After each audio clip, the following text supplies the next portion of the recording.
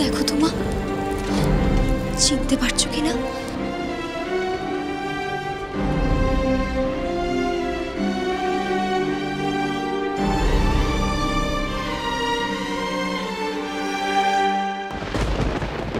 রানীমা কোথায়?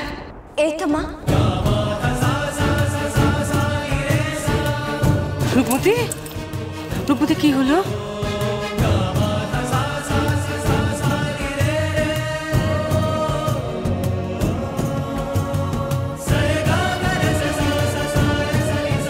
রূপমতি, ধাইমার কথা শুনেছো তো?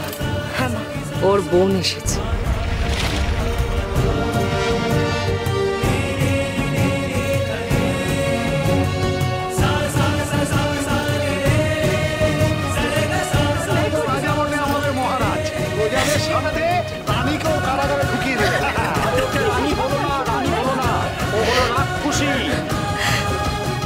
চলো।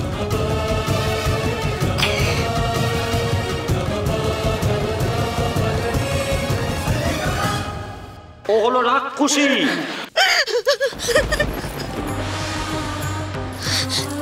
কি হলো মা, কি হলো?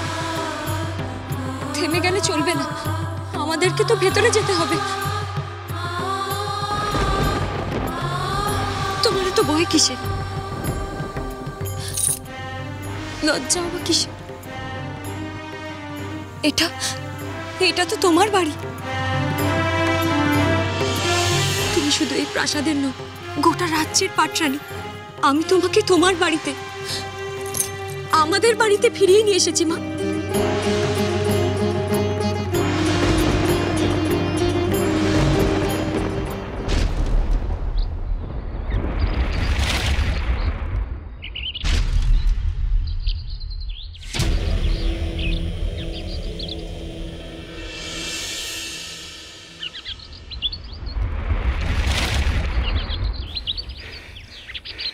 দেখতে পাচ্ছি, আমি আবার দেখতে পাচ্ছি, আমি আবার দেখতে পাচ্ছি। ওই তো সূর্য উঠেছে, ওই যে আকাশ দেখতে পাচ্ছি।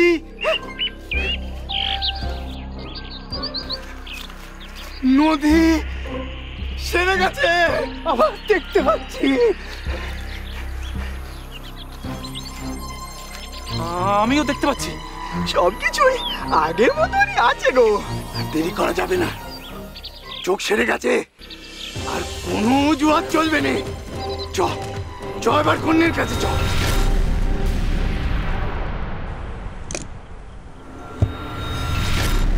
বলো সেনাপতি বিটকেল, কি শাস্তি হওয়া উচিত? কন্যে, কন্যে তুমি রাগ করো না। আমি তো তুই কি অত ছাড়া হতভাগা জমের অরুচি আপদ? গোটা পৃথিবী ঘুরে একটা মনীষীর মেয়েকে ধরে আনতে পারলি না কো? তোকে উড়ন ঝুড়ি দিলাম, তাও তুই খালি হাতে ফিরে এলি। এখন আবার বড় মুখ করে কথা কইছিস?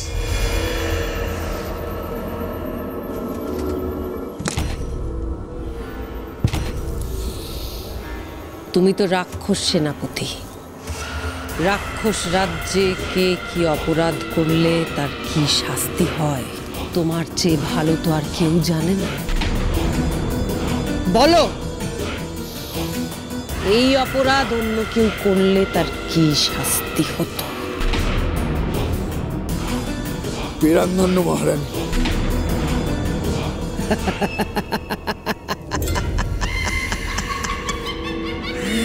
বাহ, সুন্দর বলেছো তো তুমি। তাহলে বলো, তোমার কি শাস্তি হওয়া উচিত? কিন্তু কিন্তু আমি কি করব কন্যে? আমি তো চোখে কিছুই দেখতে পাচ্ছিলাম না, আমি তো অন্ধ হয়ে গিয়েছিলাম। তা না হলে কি আমি খালি হাতে তোমার কাছে আসি? ওই ঝিনুক মালাকে হিড় করে টেনে তোমার পায়ের কাছে এনে ফেলতুম। ভেতরে চলো মা।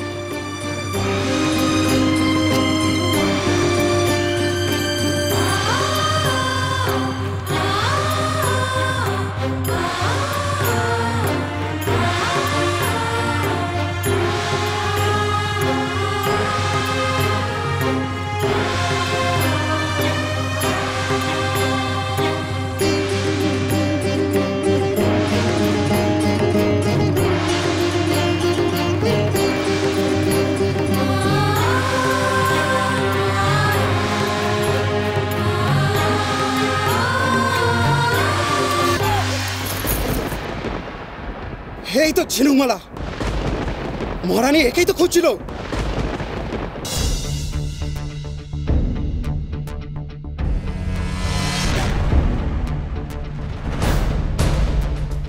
মাফ করো, মাফ করে দাও কন্যা।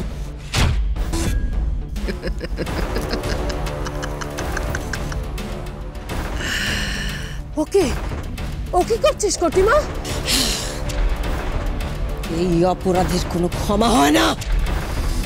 মন্ত্রী সন্ত্রী রাজা সেনাপতি যেই এই অপরাধ করুক না কেন, শাস্তি একটাই, মৃত্যুদণ্ড, মৃত্যুদণ্ড।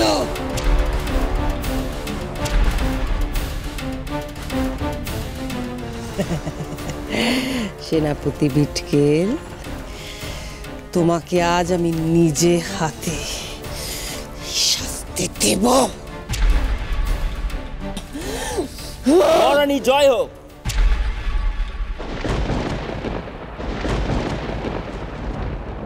আপনার আদেশ মতো ঝিনুকমালাকে ধরে এনেছি মহারানী।